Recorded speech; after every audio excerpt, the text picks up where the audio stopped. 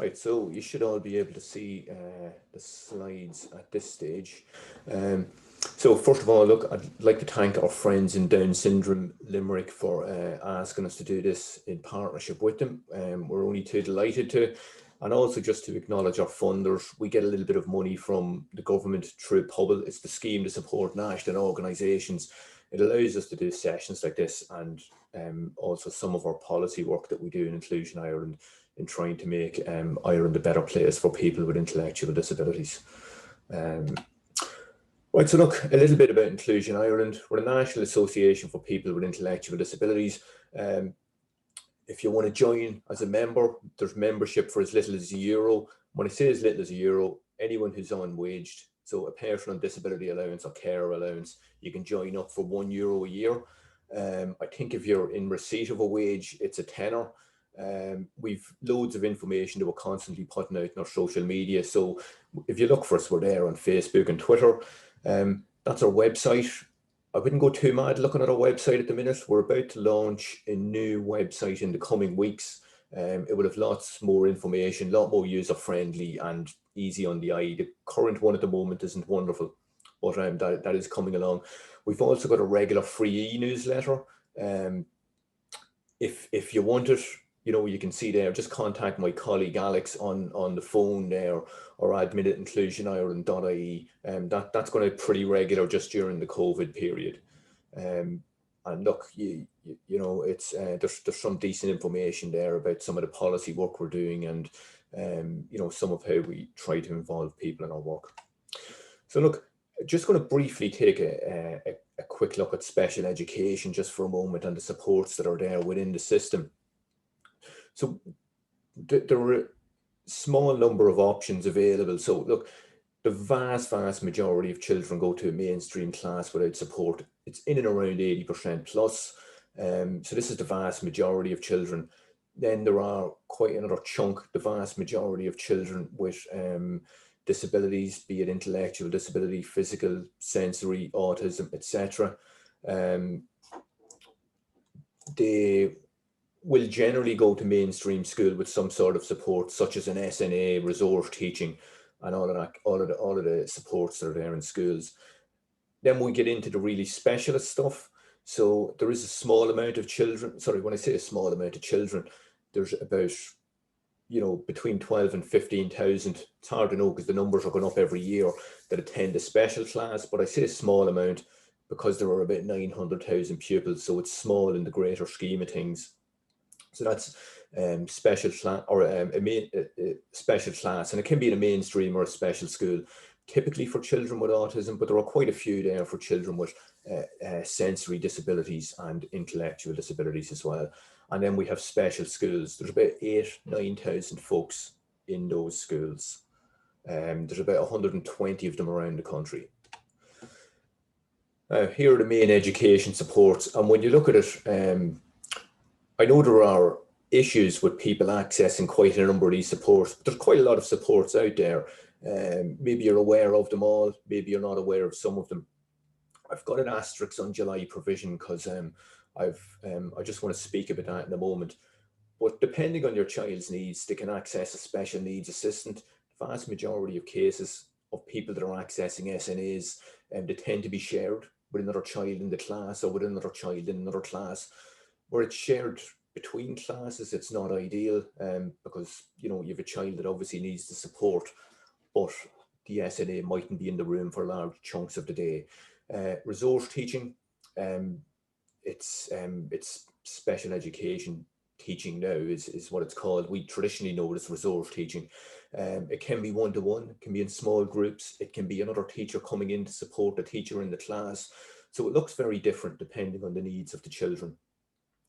There's a whole host of stuff then, like assistive technology, there's home tuition, there's school transport, there's often an escort on the bus, there's examination supports, NEP psychologists. Typically an NEP psychologist will come in and they'll do assessments around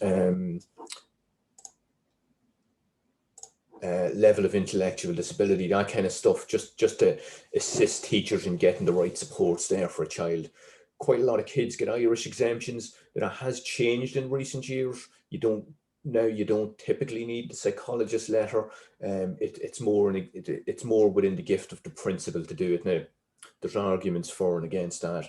The arguments for, and it's the same with SNAs and the resource teaching, is that it means parents don't necessarily have to pay out privately for expensive assessments. Downside is you mightn't get on with the principal teacher, and there can be conflict between the need for it and not. Some of the resources then to go to schools, there's capitation, there's visiting teachers, the National Behaviour Support Service, SESS is the Special Education Service. Now, they're both under the umbrella of the National Council for Special Education now, along with the Visiting Teacher Service, but they are some of the supports that are there. And there's the Middletown Centre for Autism. How you get support from the Middletown Centre for Autism is a bit of a black art. Typically, a child needs to be on the cusp of being expelled from school, and there needs to be recommendations from your local special education needs organiser, or maybe the NEP psychologist and the principal. But it tends to be a begging process. I've been involved in quite a few. Some we've got, some we haven't. So that's a bit of a black art, that one. And just to note that some of the resources go to the schools. So resource teaching and SNAs, they go to the school at the moment, and the school can determine, while there might be a recommendation for a child to get a certain amount of resource, the principal can make a judgment call that, well, look, I have another child over here that needs some support, so I'm going to spread my resource a little thinner. Or they might say, look, I've got one child that doesn't need as much support, so I can target a bit more over here. Some resources then, as we're saying, are allocated for the child alone, typically home tuition, July provision, even, we could even say school transport can quite often be an individualised support. I just wanted to say something about July provision, especially seeing as quite a number of the folks on here are parents of children with Down syndrome. So this year, children with Down syndrome were allowed to access the summer programme. That is an unusual year. Up until now, the July provision is autism and children with a severe and profound intellectual disability. Why, you might ask? Well, for the latter students with the severe profound intellectual disability, there is a judge ruling in relation to that. It's the O'Donoghue case. For children with autism, somebody just at the stroke of a pen decided it'd be a good idea that they could access it. There is no other reason. Absolutely no reason. Is there a reason why children with autism should be able to access it and children with Down syndrome? There's no research reason. The National Council for Special Education, in their policy advice on children with autism, say that this is potentially discriminatory. We've raised this issue at the Oireachtas, at the COVID committee. We've written to the minister, etc., etc. We supported two families to take the department to court. It was settled outside of court, and there isn't a ruling. So what I would say to you guys is, if the system does not change by next summer, I would advise you, if you've got a child with Down syndrome, if they would benefit from the July provision programme, to apply. You're going to apply with the expression of interest. They're going to say no. So file your rejection in writing, then apply. Just because the expression of interest has been turned down, ignore that completely. Apply when the applications come out, get your rejection again, and at this point, possible discrimination has taken place. You can't just jump in there and go, oh, they're not allowing Mark in because he's Down syndrome and doesn't fit the bill. You positively, there has to be discrimination has taken place. So discrimination will only have taken place when they've rejected your application on the basis that your child doesn't meet some arbitrary condition, that somebody's just dreamt up. There's no reason why children with Down syndrome shouldn't access the July provision programme. So what that does is it gives you redress to the Workplace Relations Commission. Sounds like an odd place to go for a school child, but that's where all equality cases go. There's also the possibility of a legal case, and if somebody was to go and take a case, I couldn't guarantee it, but Inclusion Ireland might be able to link you in with a solicitor that would be willing to take the case. We were able to do that for 2 families before. We'd hope to be able to do it again, and the solicitor has given positive rumblings. Now, obviously that wasn't needed in 2020, and I've got my fingers crossed that the scheme will be widened out for 2021 on a permanent basis, because all of the feedback we got on this year was that it was a really positive experience for the department and for teachers, and obviously for the young people who attended it. Just getting into some of the advocacy pieces now. So look, I'm not going to delve too deep into this. The booklet that everyone would have gotten by email from my colleague Alex last night, you know, I would always advise, if you're going to an advocacy meeting, please have a look at it, tool yourself up, you know, in what to expect. You know, there's some really, really good points around negotiations and meetings and all of that kind of stuff. So look, we'd always say to people, look, you know, respect the folks you're going in to meet. So, you know, you're going in to meet maybe a teacher, it might be a HSE official. Now, in this case, we're talking about education. So it's going to be a school teacher or a principal. They're ordinary humans like the rest of us. You know, we all want to be treated with respect. You know, so I always say to people, look, if you want respect, you've got to give it in the first place. Value those guys. Like, they might be making a decision that you don't agree with. They might become, you know, confined by rules themselves, but you've got a better chance of you know, of getting somewhere if you treat them in a respectful manner. And if you don't, you're always giving them the option to walk out of the room. You know, I remember being at a case conference with a family one time, and you know, it was a very fraught situation. And the dad got up and, you know, he stood up and he pointed at a particular professional and started accusing him of malpractice and how he'd let his child down. The man just says, look, I don't have to take this. And he got up and he walked out. And that was the end of the meeting, and nothing was resolved. We were 2 months getting a second meeting in place, and the professional would only come to the meeting if it was the mum and not the dad, because he wouldn't put himself through that again. We always say, you know, empower the person with a disability as much as possible to take part. Now, obviously, we're talking about education here. The vast majority, you know, of children may not be able to take part due to age. There might also be difficulties around level of disability and communication skills and all that. But, you know, if they're in their mid-teens, they might want to be involved, you know, and if they've good communication skills, they might want to be involved. It's always good to involve them if that's possible. This is the one thing, this is, I always say, it's the key advocacy value is loyalty. As parents, you are only batting for one team here. You're in there batting for your child. You know, the school might have difficulty, or the HSE might have difficulty trying to get the supports put in place that your child needs. Your main concern is really around your child, and it's their interests that that are paramount. You know, independence. I'd always say to you, look, if you're getting advocacy support, make sure they're independent. You know, I can recall one time somebody asked us to support them at a Section 29 appeal. Now, if you don't know what that is, we're going to come to it in a few minutes. And it was against the school, but there was a director in Inclusion Ireland was on the board of management of this school. So that's an obvious conflict of interest in that case. So a director of Inclusion Ireland on the board of a school, and they were asking us to go in and advocate. You know, we were able to sort them out with another person to support them and give them some advice. But, you know, there would have been an obvious conflict of interest there. Again, look, the qualities vote for organisations like Inclusion Ireland, and it's to monitor what we're doing. But, you know, it's always worth a bit of self-reflection yourself. You know, how did I do? Did I do the right thing? Never be hard on yourself. You know, you can only do what you can do, but always think to yourself, could I do something better? at the next meeting with the school or the HSE or whatever, you know.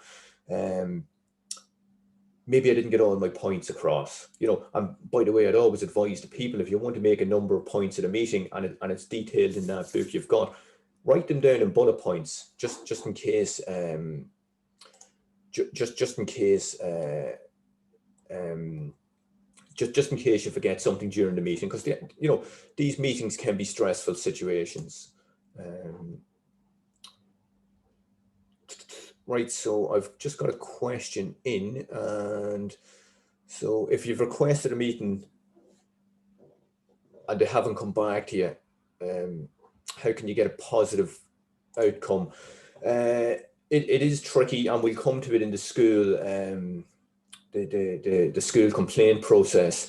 Basically, if you're asking for a meeting with the school and they're refusing to meet with you, there is an obligation on them through the school process to meet with you, and it's really how you escalate that through, you know, it's really how you escalate it through the school complaint process. I will come to that in a couple of slides.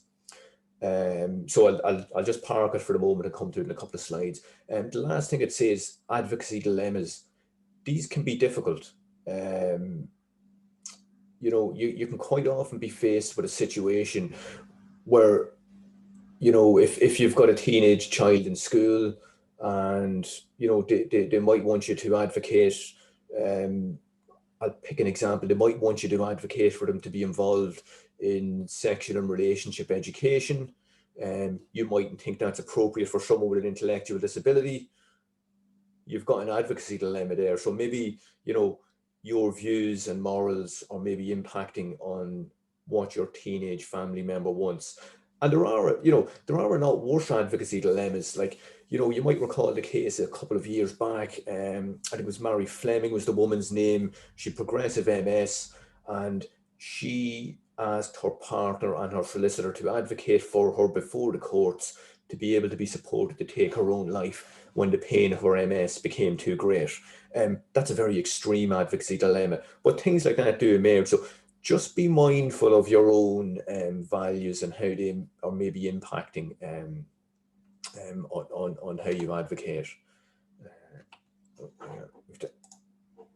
Sorry, I seem to be stuck.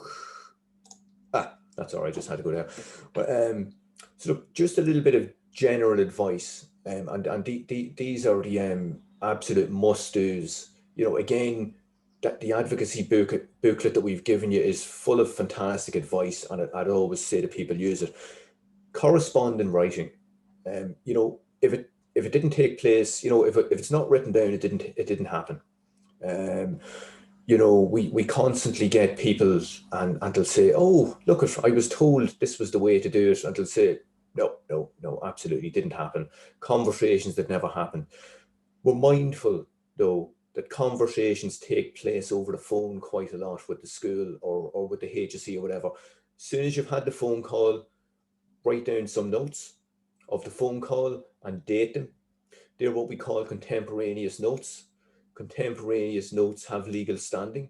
So you never know. I don't want to frighten people by saying legal standing, but you never know where you're going to end up.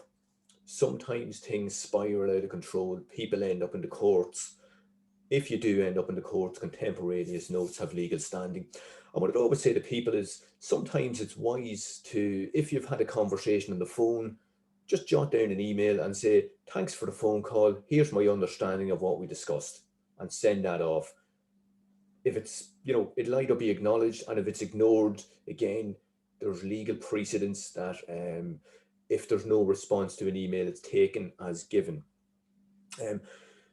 Very, very important advice is to be informed or get informed, and get it from a reputable source. So 3 things. If you're going into a meeting, you want to have your facts straight. What are your rights, for example? None of us, you know, there's, I remember my first day studying social care. You know, the lead person was saying, you know, when you qualify, you're going to be part of a team. There's a reason for that. No one person has all the knowledge and all the skills. It's not a sign of weakness. So get yourself informed if you don't know. And when I say from a reputable source, again, at the end, I've lots of information sources for people. Mark on Facebook mightn't be the best. Quite ironic seeing as I'm doing an information session on social media, but Mark on Facebook mightn't be the best place to get legal advice. One example being, you know, a post I quite often see in social media is, oh, Mark is being bullied at school and they won't do anything. And the two pieces of advice you'll always see is get down to the school tomorrow and give them a piece of your mind. There's a likelihood the school will call the guards on you if you do that. And the other piece of advice you'll see is get on to the Board of Education straight away. Well, number one, there's no such thing as a Board of Education in Ireland. And number two, if they're referring to the Department of Education, they don't accept complaints about schools. So, get your information and advice from a reputable source. And at the end, I've got some really good reputable sources. For example, one of them being the Children's Rights Alliance have a free legal advice line. So do the free legal advice centres. They're good reputable sources. Always remain calm and treat the other parties with respect. I gave the example earlier. You're just giving somebody an excuse to walk out of the meeting. If you treat them with respect, you might get something productive happen. If you don't, you move on to the next stage. Consider the object of the advocacy. So look, what's your goal? Have you got a fallback position? There's not always a fallback position, but if you have you got one? Are you open to suggestion? If you go in with a black and white attitude, it's kind of, look, I want this. I don't want to hear anything else. They'll say, look, well, we can't deliver that. So that's maybe the end of the discussion. It's always, look, in an ideal situation, this is what I want, but I'm open to what you can deliver. You might get a suggestion that you simply didn't know was there. An option that you didn't know was there. As I was saying, get outside advice if you're unsure, if the situation is tricky. We'll come to Section 29 appeals in a moment. And I would always say to people, never go into a Section 29 appeal without advice. You're getting into something that's akin to, well, it's not quite a legal process to try and keep it as informal as possible, but you can be damn sure the school has got legal advice. So I'd say, you're on a hide into nothing if you go in without it. And you may find yourself in court. We never know where we're going to end up in life, and that would definitely be a foolhardy place to go into without support and advice. This is just a general slide. There's always a complaint option where there's a public service decision.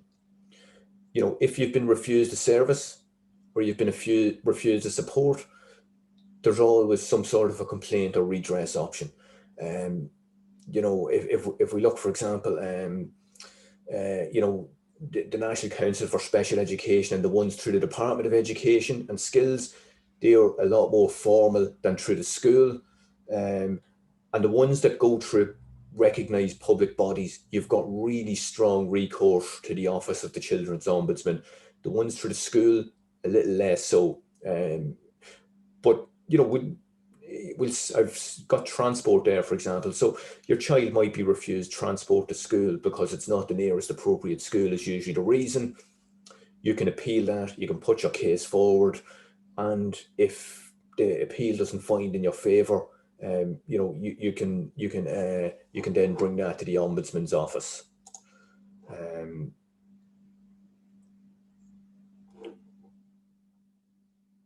Yeah, there's a question we've just got a question there about SNA allocation. So at the moment, what happens is that SNAs are allocated to schools. So basically, CNOs will come down, applications go in for individual children. So the National Council for Special Education will come down, they'll assess a school, they'll look at it, and they'll say, right, look, we believe in totality that for the children you've got, you need, I'll pull a figure out of the sky and say you need 10 SNAs. We believe Mark needs a full-time access to an SNA. Mary and Anne, they can share an SNA between them. So that's what happens. But just remember that the resource is not allocated to the child. it's allocated to the school. So the principal mightn't agree with that, and they are free to then go and allocate those resources as they see fit. Now, if the school makes an application and they say, well, we don't think Mark needs SNA support whatsoever, it is then, the parent and or the school can have an appeal to the National Council for Special Education. That appeal's internal, but as I was saying, you would have recourse then to the Office of the Children's Ombudsman as an ultimate independent appeal. Just so you're aware that is set to change in September. So September of 2021, that will change. It was meant to change this September. Inclusion Ireland and other organisations felt the department hadn't fully thought it through, and we asked them to pause it. For example, there is no independent appeal process in the new system coming in. So they're talking about front-loading SNAs into schools. That's a good idea. But if my child was going to school and they didn't get access to an SNA, I'd want an appeal process that was much more robust than the school's appeal process, because essentially the school will be deciding who gets access to an SNA, and I really don't envy them, because quite often they've got a real loaves and fishes scenario. But you're going to be appealing to the person that's made the decision in the first place, so there's absolutely no fairness in that. And that leads us right lovely into the school's complaint process. Look, school complaint process, it's, it could be about, your child's been bullied, they're not taking action. You don't feel your child's been treated fairly by the teacher. We've just spoken, access to resource teaching hours is now within the school complaint process. And here are the steps. So if it's something that's within the class, first step is have a polite, informal conversation with the school teacher. The teacher mightn't even realise there's an issue. And, it can be resolved very easily then to go, God, I didn't realise that was an issue. It might be, can you move Mark closer to the board? He's having trouble seeing the board. He was too shy to tell you. The teacher go, God, that's not a problem. Look, we can move him up closer. That's a very minor issue. So, but if your complaint, your problem doesn't get resolved there, you can informally speak to the principal. Next step is to, possibly write to the principal. Then you can informally speak to the chair of the board of management, and then there's a formal investigation by the board of management. You'll note it's all within the school.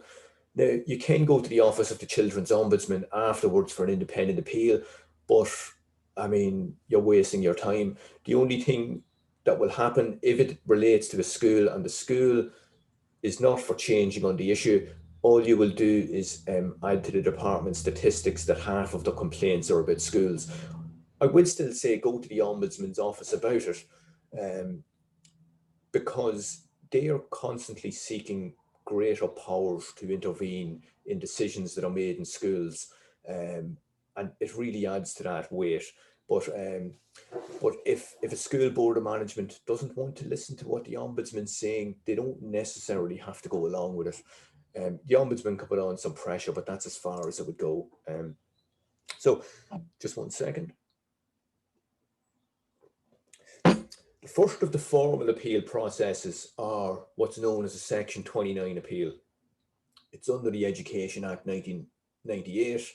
It's Section 29. Obviously, sounds a lot more formal than it is. It's actually, they've made it as user friendly for parents as possible.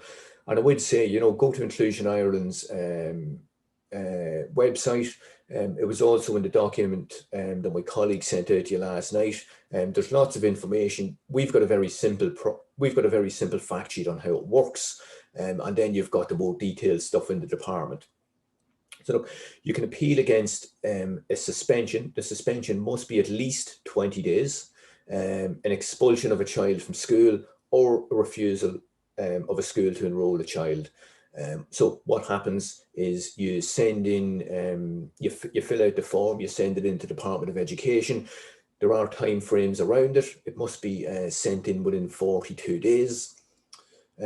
So once that's in, the department have to have the process done and dusted within, I think it's another month, I think, 30 working days. So first stage is they'll ask a mediator to have a conversation with you. There'll also be a conversation with the school. They try to come to some common ground. I've yet to be involved in a Section 29 appeal process where there was common ground found and it didn't go to the committee hearing. Committee hearing, again, it sounds very formal.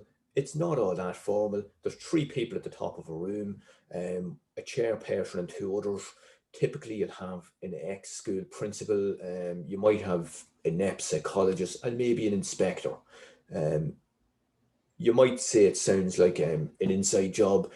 In my opinion, they've generally been very fair. They generally really make schools justify their actions. So you'll state your case, the school will state their case, and the committee then, the 3-person committee will then question both sides. It's always good to bring somebody with you for a bit of support. And we'd say then you get a written verdict within 3 weeks. There's no real appeal on that, unless it's a point of law where you want to step in to get a judicial review in the High Court, but you would want very deep pockets to go into the High Court. So the focus of this appeal, don't go in and say, oh, if Mark's expelled from this school, it's the only special school in Limerick that can that can support Mark. If he's expelled, he'll have nowhere to go. You're dead in the water. That kind of an appeal is going to get nowhere. You need to go in and say how the school didn't follow the set out. There's a process. There's an administrative process they must follow. Have they followed that to the letter of the law? Have they treated your child fairly? So if it's an expulsion, that's the ultimate sanction in school. There are very few, out of almost 1 million pupils, there's only about 100 expulsions in a year. So expulsions are very, very rare things. But there is an obligation on the school. They have to do everything within their capability to keep the child in school. Have they contacted NEPs? Have they contacted HSE Disability Services for support? Have they contacted the Middletown Centre for Autism? I've been involved in cases where Down Syndrome's education support officer was banging down the door of the school to go in and offer support, and the school weren't taking it. So have these things been done? If it's an enrollment, has the school followed their enrollment policy to the letter of the law? So they might have said to you, oh, we can't take Mark because he's got special education needs. We don't have enough SNAs. I can guarantee there's no school admissions policy has that criteria within it. So that's one that you could challenge. A lot of schools, when they're oversubscribed, they have a process of how they, determine who's going to get the school place. Was that followed to the letter of the law? And was your child treated fairly? These are, so your child might be within the catchment area of the school. Another child outside of the catchment area might have got in. Your child hasn't been treated fairly there. And I will also note, and we'll come to it in a moment, some children we know are unfortunately on short school days. A short school day is where your child is not attending for 5 hours and 40 minutes a day in primary school, or for a full day at second level. Now, we know junior infants don't go in for a full day, so it doesn't include junior infants where everybody, it's where you've been told, keep your child at home for the first 2 hours of the day, for example. That is a form of suspension, and it can be challenged under the Act.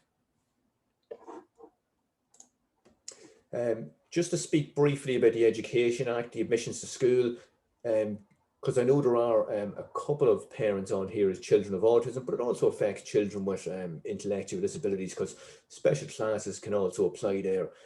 We know from looking at the media, there's hotspots around the country where there are not enough of these places. There is now a process.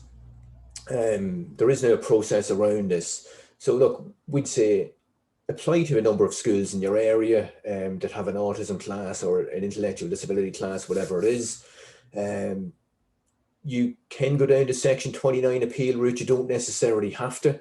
It might add weight to where you're going next. So then you contact your CNO and say to them, I can't find a school place for the child. He needs access to the specialist provision. the CNO will typically give you a list of school classes or say there's nothing about it and what can I do. So your response is, I want you to use your statutory powers under the Education Act 2018 and prepare a report for the Minister. So such a report will say that there is not enough provision in this local area, and the Minister will then write to the schools to open up provision, and he will designate schools to open up specialist classes for children. This process takes a period of time. It won't happen overnight, but we have seen it done on a number of occasions in Dublin, where children have then gotten school places. The one downside of it is that the parent cannot appeal the school that has been designated. So we'll say, for example, where I live and where I'm sitting right at this moment, there are 3 schools within a 2-mile radius, which is quite good for the country, but there are 3 schools within a 2-mile radius of my house. 2 of my children went to the school that's a mile away from my house. Now, if my 3rd child was designated to go to the school that was 2 miles away, I would have no way of appealing that. Now, the department are meant to take that into account, but if it didn't happen, there's no way of appealing that at the moment. Just to speak briefly on reduced timetables, we have done it just now. We know it affects children with disabilities more than any other children. There is no legal basis for this. Under the Education and Welfare Act and the subsequent disciplinary codes of conduct, a short school day is a suspension. That's not my words, that's the words of the organisation that is now TUSLA. And they wrote the rules.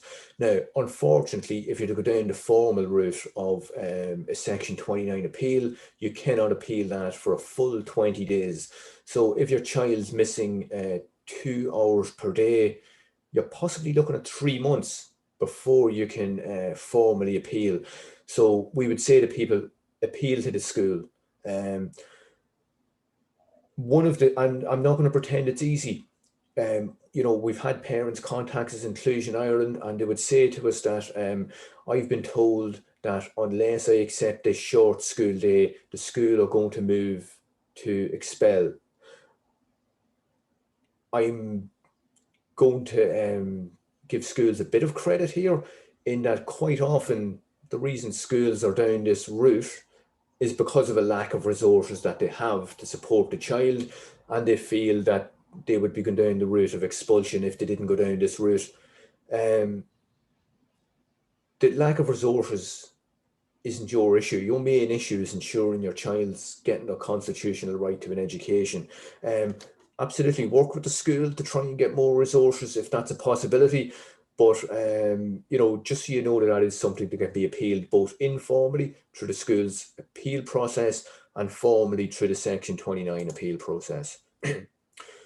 Just to speak a little bit about IEPs, and, I would say the NCSE, the National Council for Special Education, have got lots and lots of wonderful information about individual education plans. I'd urge you to have a look at it if you're getting into the process of being involved in one of these.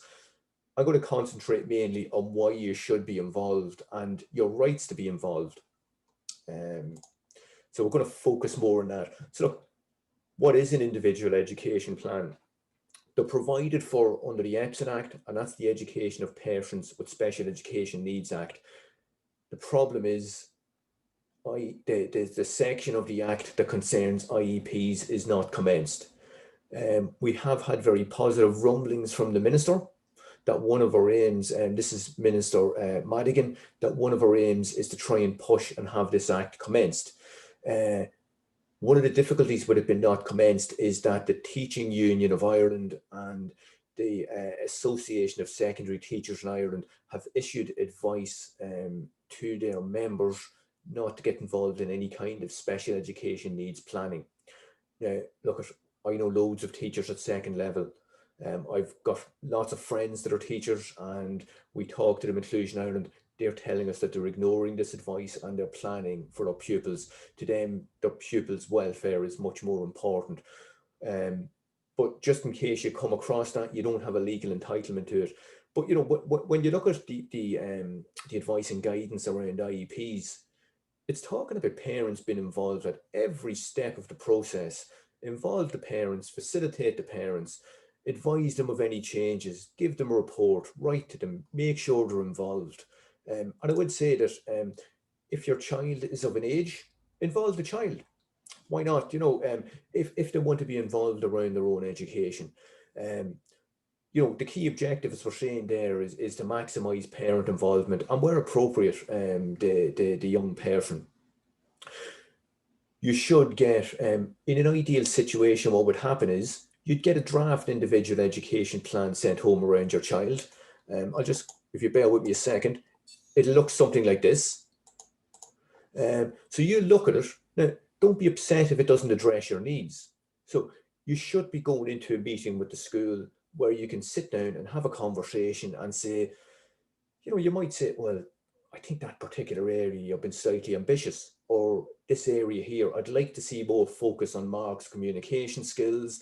I'd like to see more focus on Mark's writing, whatever it may be. The individual education planning process, it's a two-way process between the school and the parent and child, if appropriate. I think it's in the next slide.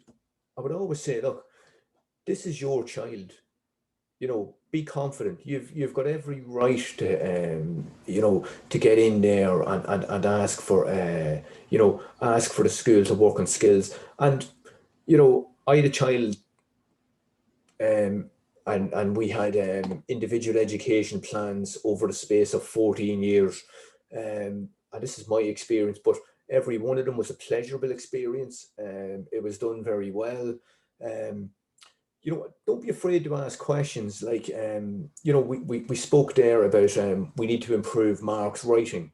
You could ask the question, can we get the occupational therapist involved? Now, I know occupational therapy is very difficult to access, but can we get the occupational therapist involved to help with Mark's pencil grip? Can we get a speech and language therapist involved to help with his PECs, or to help with his verbal communication skills? These are all reasonable questions. They're very reasonable asks. And where schools can get people like this involved, they're only too happy to, in my experience. Don't be afraid to ask questions. When you're looking at this year's plan, quite often, I know in the very first one, or sorry, the second one that I was involved in, I kind of went, well, where's last year's plan, and how did we get on with last year's goals? Failure to achieve a goal isn't a disaster, but failure to realize that you haven't achieved a goal and to re-look at it and put in a new strategy to try and achieve that goal, that's a disaster. You don't just give up. You try and regroup. It's a bit like life. If at first you don't succeed, let's look at another way of trying to do it, and we might succeed the next time. You can disagree with aspects of the plan, and that's no problem. And going back to our advocacy piece earlier on, be polite about it, ask the teacher, and bear in mind, teachers are human like the rest of us. And what does that mean? That means you're going to get great teachers, you're going to get good teachers, you're going to get bad teachers. It's the same with the rest of us. So hopefully you'll be getting working with one of the first two. But always try to keep your camp. That's what an IEP should look like, and that's been taken, as you can see there from the tabs on the top. That's come off the National Council for Special Education's website. Don't accept something that's the proverbial scribble in the back of a brown envelope. That's what you should be getting, a formal document. And even through the year, you might be looking at something. Behaviours and children with disabilities change quite a lot during the year. Don't be afraid to go back into the school and say, oh, I've noticed Mark's behaviour is changing. Can we maybe look at this goal and revisit it? And hopefully it will help with the behaviour at home. Just a little bit on transitions. I think I might have a question, so just bear with me a second. Very interesting question there. Are you finding that communications are now a bit fractured due to COVID between schools and parents? I'd have to say in Inclusion Ireland, we haven't had any feedback that that's the case. I imagine the person who typed in that question has obviously had a difficulty in this regard. I would say keep plugging away with the school. Keep lines of communication open. You'll never achieve anything if there's no open lines of communication. And look, if you've been totally and utterly ignored, go to the school's complaint and comment process and go through that process. If that doesn't work for you, you're in a difficult bind at that point. If they refuse to communicate, there's no obligation on them to. You can go to the ombudsman's office. They might recommend them to complain to you, and they can't, or sorry, to communicate with you. They can't force them to. But always keep it open. We did hear that in the run up to the summer program, communication was all over the place. That wasn't school's fault. We know that the department were all over the place in communicating with schools, so it was a consequence of that. We know that in the coming back to schools, we got a lot of very, very positive feedback that schools were doing a lot of things right, and when communicating very effectively with parents, and where it wasn't happening, it was because the information they were getting was either very, very late or misguided. But if there is a communication breakdown, try and work on it. And I would also say, there's an obligation on the school to communicate with you. Even when we go back to the 1998 Education Act, the school diary, that's a formal method of communication between the home and the school, and it's in there for that to happen. A little bit of talk about transitions. Like, for most children, starting school, going from primary to secondary, I do know that in some, like, if there's anyone here from Dublin, there's a weird phenomenon in Dublin where there's junior and senior primary school. So that's kind of like an extra transition. But in general, it's starting primary school, starting secondary school, and it's leaving school. For children with disabilities, there is one extra transition in that you may move to a special class or a special school. The National Council for Special Education have really good guides on all of this. If you're going to be transitioning, get in, have a look at those guides. They're really, really useful. And have most of the info. They should have all the information you require, but hopefully everything. But I would say in general, plan well in advance, 2 years in advance. Actually, there's some people say that when you're leaving school, good careers guidance for children with disabilities should start when they're about 14. The reason we say to start so far in advance, like if you're going to a secondary school or a primary school, they generally look for an assessment. No assessment, no place. So you need to have that in a row. You can get assessments through the National Education Psychological Service, or that's if you're moving from one school to another, or through the HSE via the Assessment of Needs process. We all know both of those processes take forever and a day. Privately purchased assessments are also acceptable, but it breaks my heart when I see people having to shell out thousands of euros for those assessments. So always try those two methods first. If your child has difficulty with communications, they mightn't be a verbal communicator. Prepare a communication passport. I've got a little example of one of those in the next slide. Now, if you're applying to a school, apply in writing. We spoke about the Section 29 appeal process earlier. You cannot appeal a verbal refusal to enroll your child.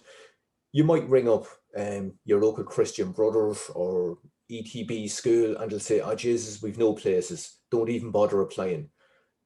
Or, "Mark requires a special school. Go down to the special school."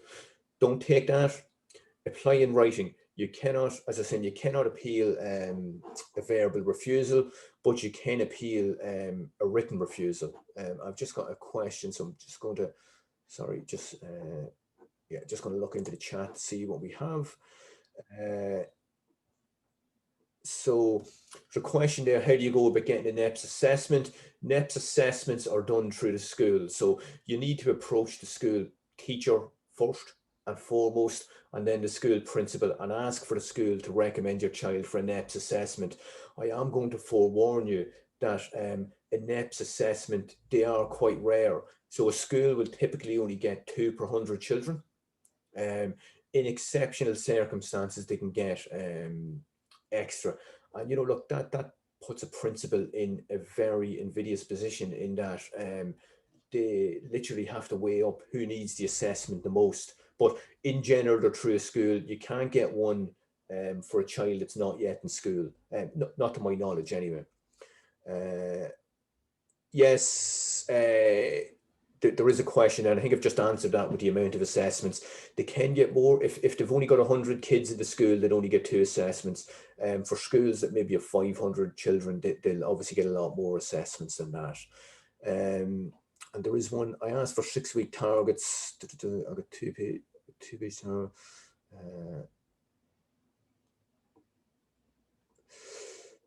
Yeah, it's a question about a very inadequate individual education plan. I would go back to the teacher in the first instance and say, look, I don't believe the individual education plan is adequate.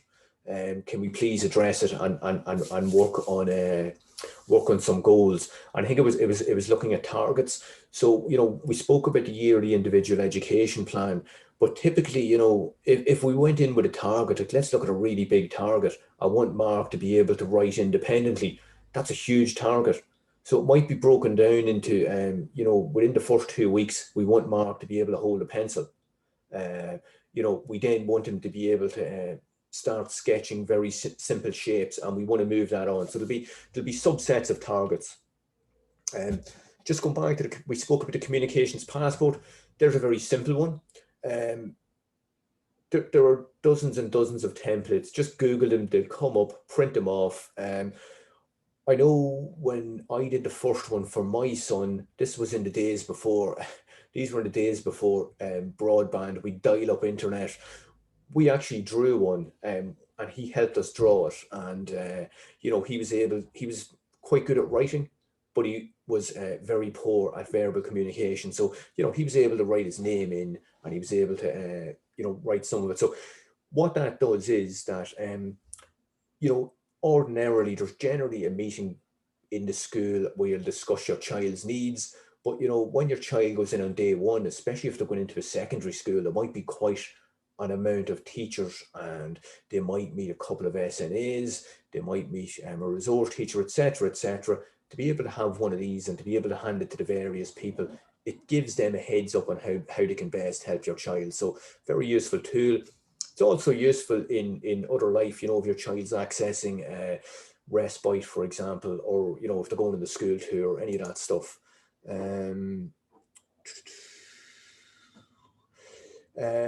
Someone asked about NEPS assessments being reserved for school leavers. I would say in primary schools that might eat up quite a few of their NEPS assessments, because they might be in a position where the child won't get into a second level school without a NEPS assessment. So quite often that's done. Similarly, they might need some sort of an assessment if they're leaving schools into a HSE funded day service.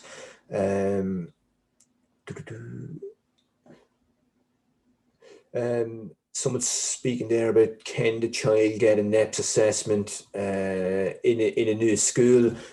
Once a child's enrolled in a school, there's no reason why they can't get a NEPS assessment. The only reason they won't get one is if the school hasn't got enough NEPS assessments to go around all the children that are there. You know, we know of schools that even fundraise to get extra assessments, and there is a scheme out there of psychologists that provide them privately to schools. You know, it's generally funded by the Department of Education and Skills, but schools can also access it privately. There was a question on leaving school. I would say really good information here. I'm going to assume you're looking at the present. Actually, sorry, I was going to say one's left, one's right, but I'm probably looking at a mirror image here. So the larger of those two booklets, if your young person is leaving school, there's lots of really, really good information in there. It's an ideal booklet to look online because it's full of hyperlinks. So if you're interested in your young person going to college, all the information is there about the college schemes, the disability access route to education, the SUSI grant scheme, they're all in there. If it's a HSE funded day service, there's very little on that in there, but the links are there that will bring you to more information on HSE. If it's about apprenticeships, the information's in there. All the information about after school supports and services are in there. Again, as we said about school, be ambitious for the young person. And as I said, the NCSE have got a more user-friendly, shorter booklet, but the one that's done in conjunction with the National Disability Authority, this one here, it's quite comprehensive, and most options that are available are in there. Now, we would always say that local areas quite often have small local schemes. For example, there are ability programs that help young people with disabilities into jobs. They're not available all over the country. So you might have one of those locally that you can only access at a local level, and it won't be listed in there. So always keep your ear to the ground as well. So just coming close, oh, hang on. Someone obviously got bumped out and they were looking back in. We're just coming to the end, and I am mindful that it was a real whistle-stop tour. So if you need to come back to us on anything in Inclusion Ireland, please do. Hopefully when we get meeting people in person again, we will get down to Limerick and we do this in person, because when we do this as a workshop, we've got lots of role plays about, examples of when you'll be advocating and all that. And it's a lot more user-friendly. But hopefully the information you've got will be a help if you ever find yourself in a sticky situation. But we spoke earlier about reputable sources of information. Look, there's Inclusion Ireland's contact details. There is a national advocacy service. It's only for adults with disabilities, but your family member might be leaving school and going towards an adult service or such like. So they can get support through the National Advocacy Service. There is no advocacy service in Ireland for children with disabilities. Irish Autism Action and ourselves used to do a bit of it, but increasingly, I suppose Irish Autism Action are no longer there. The like of ourselves, we've had significant funding cuts, so we tend to focus on giving parents the information and the tools with which they can go and do it themselves. The Children's Rights Alliance, they've got a legal advice line that operates a couple of days a week, and they can support people to get a meeting with a solicitor and get that face-to-face advice. The Ombudsman for Children's Office, really good as a last resort for complaints. As I was saying, with the complaints around schools, not always the amount of power you'd like them to have, but they're constantly looking for more power. So, the more complaints that go there, it gives them more it gives them more of a reason to be looking for those extra powers to have more sway in schools. The National Council for Special Education, I know we can quite often have a gripe with the NCSE around, because they're the gatekeeper of resources. But if you look on their website, the information that's in there, some of their information booklets, they're really, really good. They're plain English. They don't go into lots of technical details. And if you want more information, it gives you the link to go and get it. Really, really good information. Even at the start of the COVID-19 pandemic, they put up loads and loads of information there around behavioural support and programs that you can easily put in the home that might be of help, some speech and language exercises. Look, none of this gets away from the real thing. We obviously want the real thing, but when you can't access it, there's lots and lots of good supports and information there. Workplace Relations Commission, sometimes you'll find yourself with an equal status issue. We spoke about the July provision. That's an equal status case waiting to happen again. Things like my child wasn't allowed to go on the school tour. Obviously there's going to be no school tours at the moment, but there is loads of information in there about equal status and how to go about taking an equal status case. It's relatively simple to do, and the information's all there on the website. Citizens information, I know at the minute we're into a level 5 lockdown and you can't go down to the centres, but they have a citizens information phone line, lots of really good information there.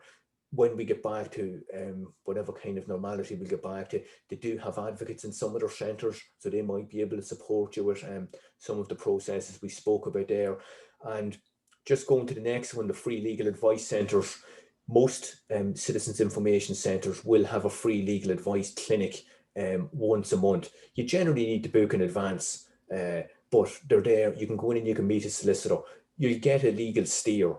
And quite often the solicitors, and we know of many of the solicitors that do it, will give people a reasonably good piece of advice that they don't need to go and get expensive legal advice when A, you can't afford it, and B, you might necessarily need it.